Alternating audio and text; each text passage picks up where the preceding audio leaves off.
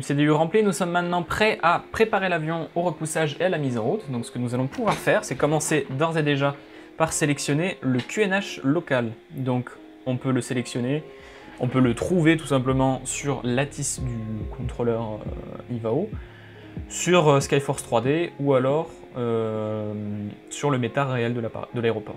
Deux possibilités, soit on le rentre manuellement, en l'occurrence il est à 1019, soit on appuie sur la touche B et sur l'appareil de FS Lab, de Aerosoft, il se règle automatiquement. Donc ici on est tout bon, on va pouvoir vérifier ici que nos portes sont fermées, on voit que la porte avant gauche est toujours ouverte, donc on va réouvrir ce troisième MCDU, aller dans Aircraft Doors et fermer la porte avant gauche. Ensuite aller sur le l'overhead. Alors on aurait pu faire ça avant de préparer le... avant de fermer la porte. Merci bien. On va tester les alarmes incendie, donc de l'APU et des deux moteurs. En appuyant sur le bouton, on est censé avoir l'alarme, le Discharge Agent qui s'affiche, qui s'allume, et le Fire Extinguisher, donc l'extincteur qui s'allume. On est également censé avoir le Master Warning et les indications à suivre sur l'ICAM. On relâche. Moteur 1, c'est la même histoire. Avec en plus, ici, cette petite alarme qui s'allume. Donc à l'arrière des manettes des gaz. Toujours même histoire avec le moteur droit. C'est vérifié. Et tout bon. Ce que l'on peut faire maintenant, c'est aller sur l'overhead et sélectionner ce commutateur sur test pour pouvoir voir si toutes nos LED fonctionnent dans le poste. A priori, toutes les LED fonctionnent, donc on est tout bon.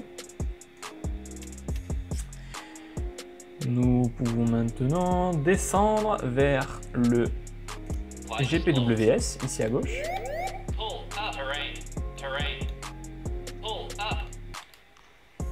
Si je dis pas de bêtises, on a terminé la vérification des divers items du poste de pilotage. Ce que nous pouvons maintenant faire, c'est lancer l'APU en activant le Master Switch et en lançant le Start 5 secondes plus tard.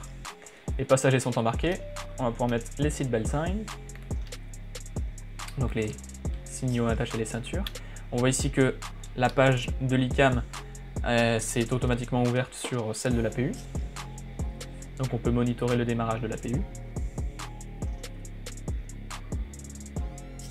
Je vais essayer d'augmenter le volume un peu du simulateur.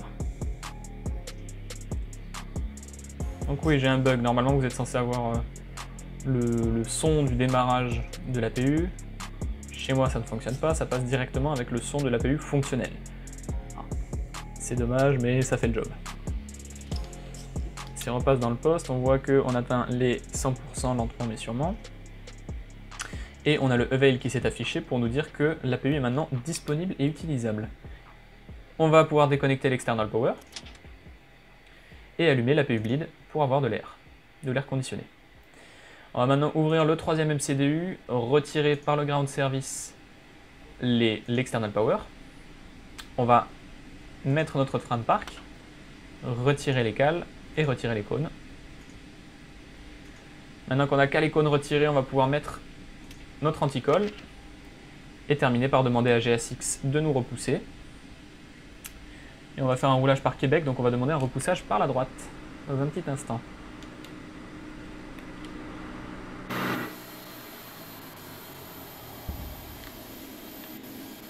Ouh, le petit bug qui fait bien.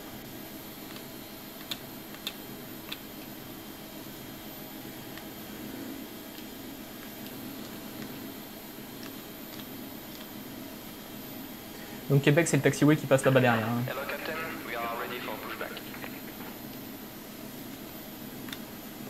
Et depuis la mise à jour de GSX, on se retrouve avec des accents locaux pour les différents marchaleurs. C'est très réaliste, c'est très sympa.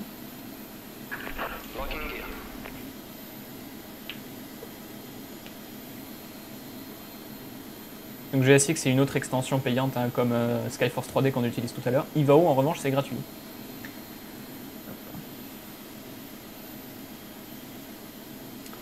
Alors, je sais jamais où est-ce qu'il va m'amener, donc j'aime bien utiliser l'option de Quick Edit. C'est simple à utiliser et c'est très efficace. Donc vous cliquez simplement là où vous voulez que le nez de l'avion, la roulette de nez de l'avion se termine, et vous utilisez ensuite la molette pour orienter le corps de l'appareil là où vous voulez qu'il finisse. J'aimerais bien me retrouver comme ça pour pouvoir partir ensuite sur Québec. Hop. Ah, ça fera l'affaire.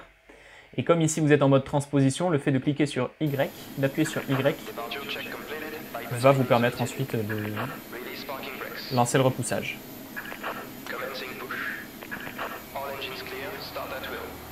On est autorisé pour le démarrage. Alors je vérifie juste un petit détail. Golf Echo 1 ou Echo 2, on s'en fiche. Ok. Il court assez vite là le marche-arrière. Maintenant on va commencer notre mise en route. Pour ce faire, on va sélectionner l'Engine Master, ici, le Engine Mode Selector, pardon, sur Ignition Start.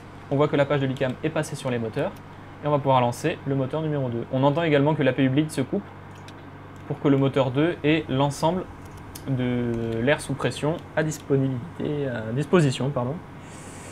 Donc ce qu'il faudrait faire, c'est que l'OPL lance le chrono ici. Comme on a un second chrono utilisable là, si je ne dis pas de bêtises, oui, on a un second chrono disponible ici. On va servir donc du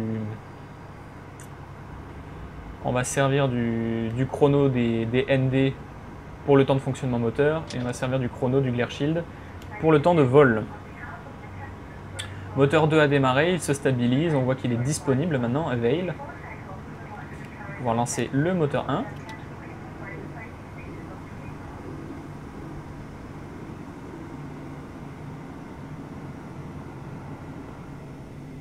Set parking brakes.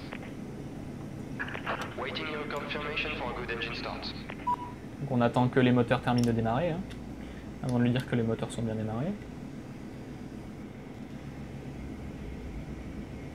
Donc on a le moteur 1 qui démarre. On va d'ores et déjà lui envoyer une bonne confirmation pour qu'il nous déconnecte. Et on a le moteur qui est disponible, Avail. Donc on va pouvoir couper l'Engine Mode Selector en revenant sur l'Overhead. Plus rien n'est allumé, tout ce qui reste c'est l'APU, donc on peut couper l'APU bleed et on peut couper l'APU. Voilà. Au sol, on est en train d'être déconnecté.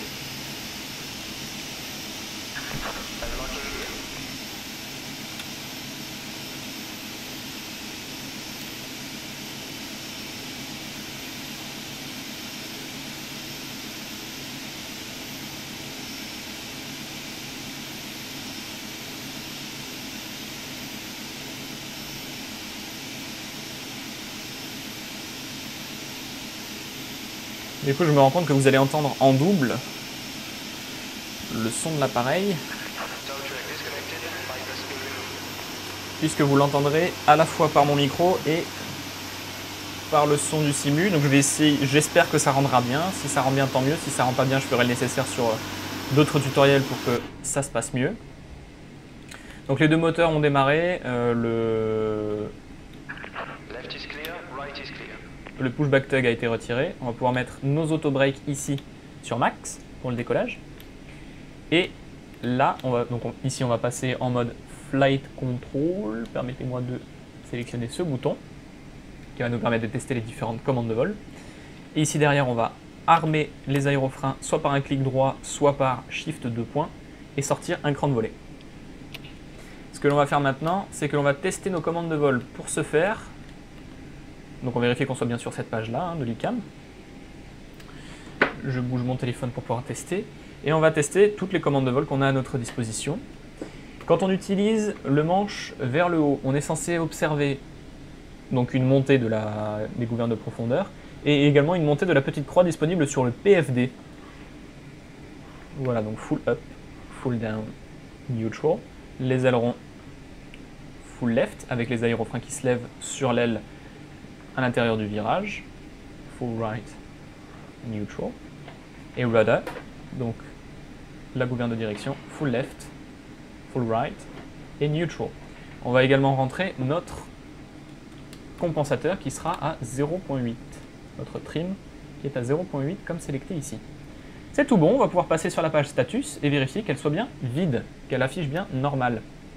Une fois que tout est bon, on vérifie qu'il n'y a rien à gauche ou à droite. C'est bien le cas, tout est clair. On va pouvoir allumer notre phare de roulage. Pourquoi pas no runway turn off.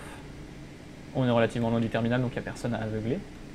On va pouvoir ensuite lâcher le frein de parc et débuter notre roulage.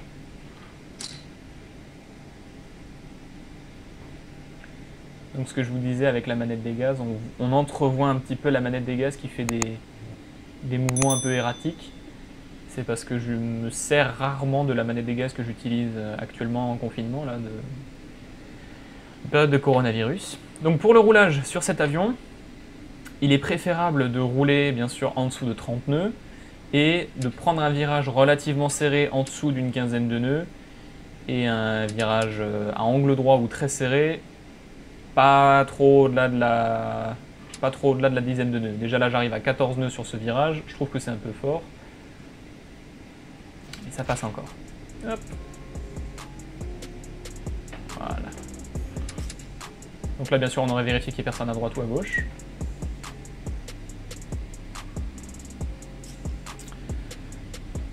Voilà, roulage sur Québec à Roissy pour le point d'attente piste 27 gauche. En temps normal on serait sûrement parti de la piste... d'ailleurs, qu'est-ce qu'il me fait là? Ok. Il lag pour une raison ou pour une autre. Je sais pas ce qui lui arrive. Pas bien grave.